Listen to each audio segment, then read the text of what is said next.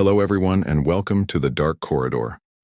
Tonight we're not venturing into the shadows of the unknown, but rather, we're embracing the darkness to understand something vital to our very existence.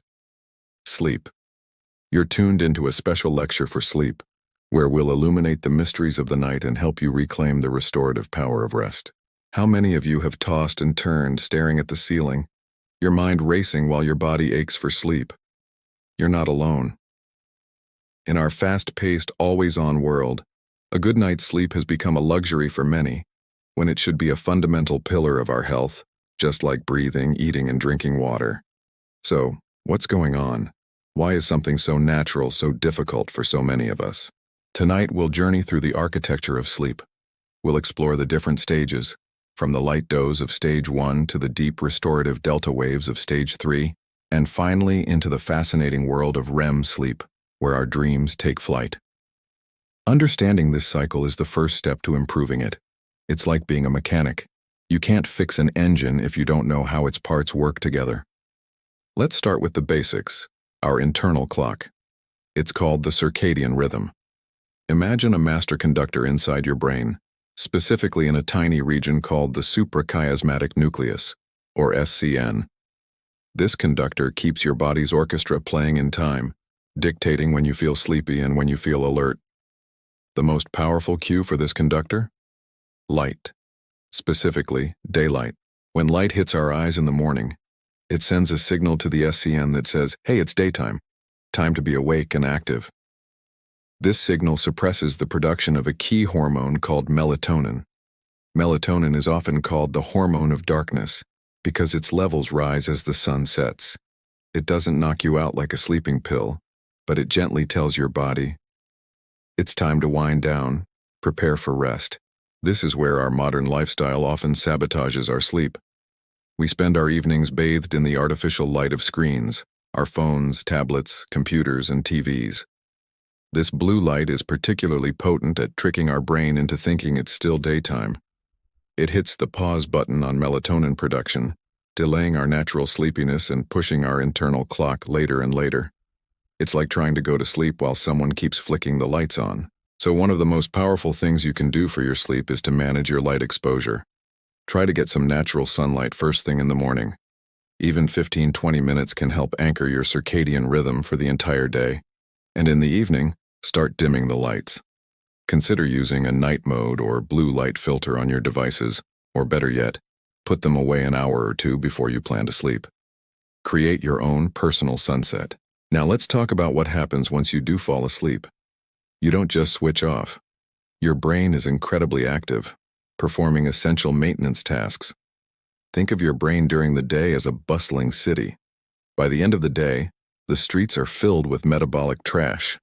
During deep sleep, a remarkable process occurs. Your brain's cleaning system, the glymphatic system, kicks into high gear. It's like a fleet of microscopic street sweepers, washing away toxins and waste products that have accumulated. This cleanup is crucial for brain health. It helps consolidate memories, moving important information from your short-term inbox to long-term storage. This is why pulling an all-nighter to study for an exam is often counterproductive. You might cram the information in, but without sleep it doesn't stick. Your brain didn't have the chance to file it away properly. Deep sleep is also when your body does most of its physical repair. Your pituitary gland releases growth hormone, which helps repair tissues, build muscle, and strengthen your immune system. It's your body's personal repair crew, and they only work the night shift. Skimping on sleep means your body doesn't get fully repaired, leaving you more vulnerable to illness and injury. After deep sleep, we cycle into REM, or rapid eye movement sleep. This is where the magic of dreaming happens. While the exact purpose of dreaming is still debated, we know that REM sleep is vital for emotional regulation and creative problem solving. It's like a nightly therapy session. Your brain processes the day's emotional experiences, helping to take the sharp edges off difficult memories.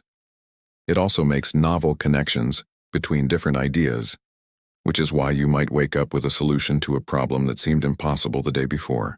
The key is that we need to cycle through all these stages multiple times a night. A typical cycle lasts about 90 minutes, and we ideally need 4 to 6 of these cycles for a full night's rest. When your sleep is fragmented, when you wake up frequently, you disrupt this beautiful, intricate dance. You might get the hours, but you miss out on the quality, especially the deep and REM sleep that are so restorative. So how can we protect this vital process?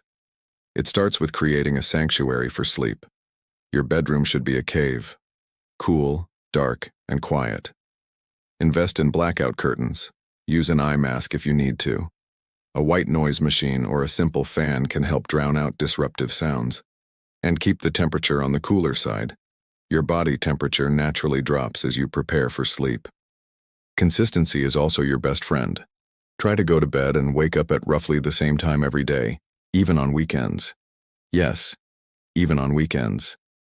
This reinforces your circadian rhythm, making it easier to fall asleep and wake up naturally.